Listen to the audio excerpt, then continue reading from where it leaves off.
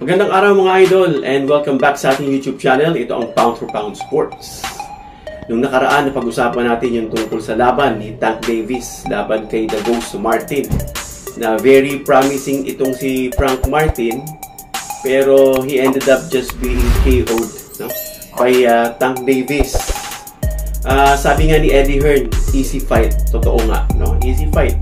Because as we see, yung mga diniscuss natin na mga pagkakamali ni Martin, nakita natin kasi nandudun siya sa likod ng lubid, no? Kapag napapansin niya kasi yun, hindi siya agad-agad umaalis, no? Yun yung mga isa sa mga mistakes niya na nag-suffer siya. I don't know, siguro matitikman niya pa yan sa mga susunod na laban hanggat hindi siya magbabago sa stilong ganun, ano? So, pag-usapan natin naman ngayon yung pinag-uusapan sa Amerika ayon sa aking source, ano? Na pag-usapan doon na ang susunod na laban malamang ni Tank ay itong si Shakur Stevenson. At sa iba namang topic, pag-usapan natin si Canelo sa mga susunod na topic naman yan. At itong si Benavides na maari daw maikasa yung laban ng dalawa pero hindi natin alam kung totoo nga dahil panay nga ang takas ni Canelo dito kay Benavides. Sabi niya nga, okay, may chance if the price is right, sabi ni Canelo, while yung hamon naman sa kanya ni Crawford, hindi niya na talaga pinansin kasi masyado raw maliit si Crawford. I think Canelo is 5'8 or 5'9, ano, or almost 5'9, and Crawford is 5'8. Pero kasi pinag-uusapan din yung build na nasanay na si Canelo sa ganung timbang, super middleweight, tsaka umabot na nga siya ng light heavyweight, ano.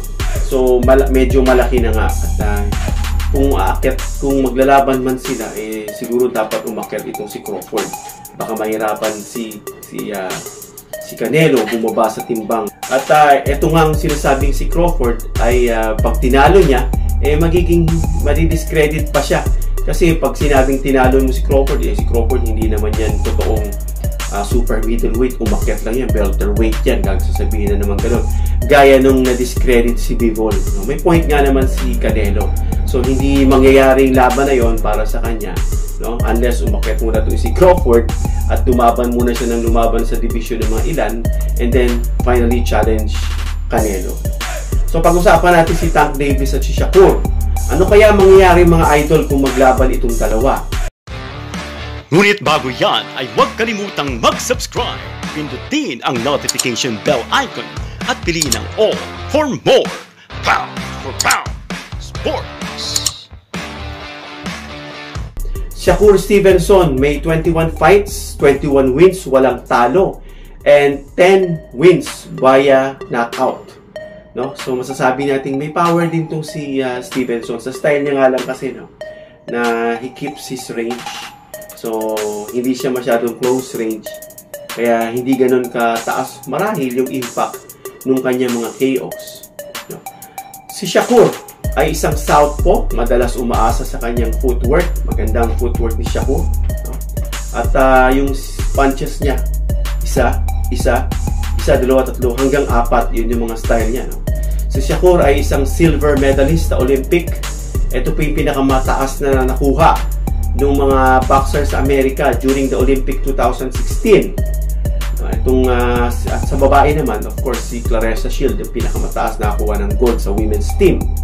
Si Shakur, mga idol, ay may istilong tinatawag na retreating style. No? Kung papapansin natin style niya, susuntok siya, umaatras. Una yung back foot niya, no? Yung kanyang rear, umaatras siya. No? At yung kanyang amateur days, gamit niya na ito. Nung nasungkit niya itong 2016 silver medal. Estilo niya yan dahil masasabi ayon sa mga nakakapansin na eksperto, maaring kakulangan ito ng tapang or confidence na manatili or stand his ground, no? Kapag ina-atake siya, kaya umaatras talaga siya. Yung stylish Shakur, kung titignan natin sa umpisa, mapapansin natin na nagko-commit na ito ng mga tinatawag na mortal sins or boxing sins, no? Sa larangan ng boxing.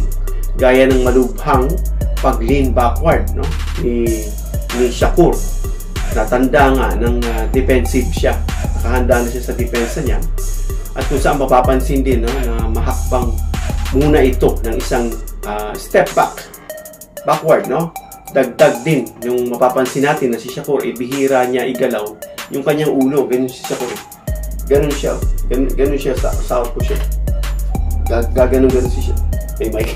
Gaganon si Shakur eh. Tatapon siya.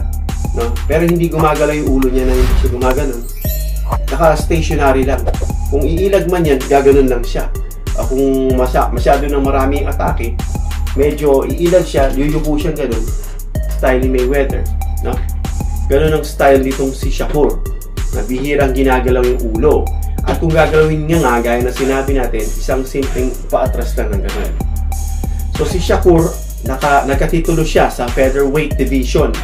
Nang sungkitin niya yung WBO featherweight title via unanimous decision mula kay Joe Gonzalez noong 2019.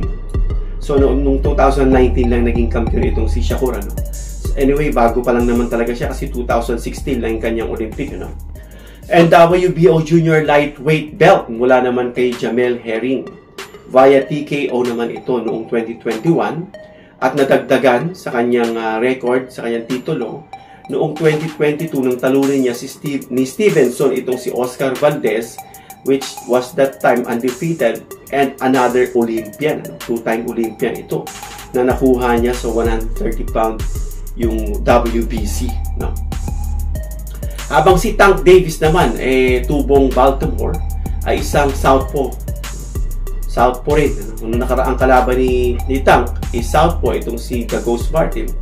Kung matutuloy itong laban nilang niluluto na pinag-usapan niya, southpaw na naman. At sanay na nga si Tank kung paano lumaban sa isang southpaw. Itong si Tank na probably asahan mo na kada laban ito is talagang ina-knockout niya yung kanyang mga kalaban. Ang kanyang style is close range mga idol. Alam naman natin na doon niya nakukuha yung knockout. At isa siyang swarmer na may tuturing. Pero hindi siya mahilig bumato kasi ang swarmer, from the word swarming nga he will swarm you with many punches. But with Tank, he doesn't throw a lot of punches. He could be considered as a swarmer, but in his case, he doesn't throw a lot of punches. No? At siya yung more on defensive. Natuto ito kay Floyd, tinuruan to ni Floyd. So, medyo defensive siya at reserve. Susuntok lang siya kung kailangan. Parang si Floyd, no? At skilled para sa isang slugger, no? Na kung saan yung slugger is careless. Sabi nga ni Floyd, etong si Tank daw, magpagka-Floyd, na may pagka-Pacquiao. Ang nakuha niya sa side ni Pacquiao is yung pagiging slugger niya na careless. No? Na bumalat nga si Pacquiao dyan. No? Hindi niya maabot yung A Division World Champion kung hindi siya naging ganun careless. Ibig sabihin, willing siya i-put yung risk yung sarili niya. So, knockout to win percentage ni Shakur is 47.62%, while si Tank Davis naman is may whooping 93.33 knockout ratio or knockout rate. Ganun kataas. So, most probably sa bawat laban nga nitong si Tank, talagang ang intention niya is i-knockout yung kalaban. So, ano kaya mangyari kung magharap itong dalawa sa ibabaw ng lona, mga idol? Ang dalawa ay may kapansin-pansin. Itong dalawa, si Shakur at si Tank. Yung kanilang output sa punch stats, napapansin na medyo kakaunti. Di gaya ng ibang fighters na halos doblehin o triplehin yung kanilang punch stats. No, estilo nga nitong dalawa yan. Si Stevenson ay may panalong 20 wins na kung saan 10 dito is by way of TKO. Masasabi nga natin na may power si Shakur. Pero kung itatapat mo itong si Stevenson na may 47.62 KO rate lang, di hamak na ang layo ng rate ni Tank. Sabi nga ni Floyd na bumabanat ngayon dito kay Tank, no, na bali-balita nga na matatapos na yung kontrata ni Tank dito kay Aaron, no, dito sa kanyang promoter, sasaluhin na siya ni Floyd. At ito ang gagawin niyang panamat ngayon kay Tank Davis.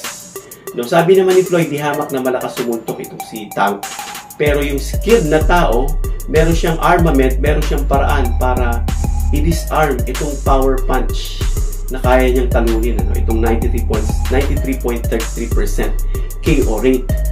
Pansin natin, ano, na may mga laban si Tank gaya ng kay Romero, no, na tumapon lang si Tank ng 40 punches sa loob ng first 3.5 rounds. At jabs naman sa buong 6 rounds na 12 body shots lang ang nagawa nito. Ganun po kakakaunti. No, talagang tatapon lang siya kung kailangan.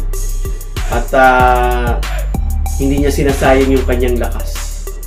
At against kay Hector Luis naman, nung laban ni Tank, kay Luis Garcia, na naging isang tactical ang banat ni Tank dito, na pinakita niya kung bakit siya ay isa sa best counter puncher sa boxing. Sa pamamagitan niya, naramdaman ni Garcia yung pagkatalo, na isang masakit na karanasan. Kahit gaano siya katangkad, 5'10.5", laban sa 5'5", with advantage reach, pero na-neutralize lahat ito ni Tank. At si Stevenson naman ay kung gagamitin niya yung kanyang edges bilang master sa combination na kung saan na-atake ito, na nag-uumpisa siya mga single punch hanggang sa 4-punch sequence niya na bihira sumobra sa 4 na suntok. Yan si Stevenson sa style niyan. Hindi siya mala Pacquiao o mala Marquez na marami o mala Morales na maraming tapo, Kaya maaring pagdating sa puntos ay lumamang itong si Shakur laban dito kay Davis, ayon doon sa nabanggit natin kanina, sa scorecards, sa punch stats, at maaring pabor kay Stevenson pagdating sa volume and precision of punches. Mas precise si Stevenson. Pagdating naman sa strength and weaknesses nitong dalawa, mga idol, masasabing ang depensa ni Shakur ay flawless or impeccable. Perfect, in other words, mga idol. Ang estilo nga nitong si Stevenson ay more on jab, to stabilize yung range, hindi makapasok yung kalaban, at simpleng bahagyang urong paatras, makaiwas na ito sa mga suntok ng kalaban. Alam kasi ni Stevenson gamitin yung ring. Yun po isa sa talento ni Stevenson. At ang pagharang, at pag naharang naman siya sa ropes, kaya nitong makaiwas sa mga counters at i-frustrate ng kalaban, gaya ng mga laban nito kay Yoshino at Herring. Kaya pagdating sa depensa, mahusay itong si Shakur. Habang si Tank Davis naman, mga idol, is magiging stalker sa nakikita natin sa laban na ito. Dahil nakikita natin siya ay may power at i-stalk niya itong si Stevenson. At epektibong estilo nga nito na malapitan at hindi bumabato ng jab madalas itong si Tank. Yun nga naman, paano siya babato ng jab kung mas mahaba yung jab ng kalaban o yung range ng kalaban. Kaya napaisip ang karamihan, mga idol, na magagawa ba ni Stevenson na magamit ang footwork niya dito kay Tank, na talagang relentless sa pagsugod, and because he knows that he has power with the 93.33 laban dito sa 47% lang. So, magagawa ba ni Stevenson yung footwork niya na magiging magalaw upang iwasan ng mapaminsalang suntok ni Tank Davis? Maaring painan ni Davis itong si Stevenson, gaya ng mga ginagawa niya ng kanyang opensa habang maingat at masusing inaabangan yung pagkakamali, kasi doon niya malalaman kung babato siya, kung paano mag-react itong kalaban. So, kung saan gumigilid, saan nagtatago, kung anong ginagawang depensa, saan niya babanatan. So, inaabangan ni Tank yung perfect timing na ibitaw yung devastating punch niya at mailinya itong si Shakur sa kanyang mga biktima.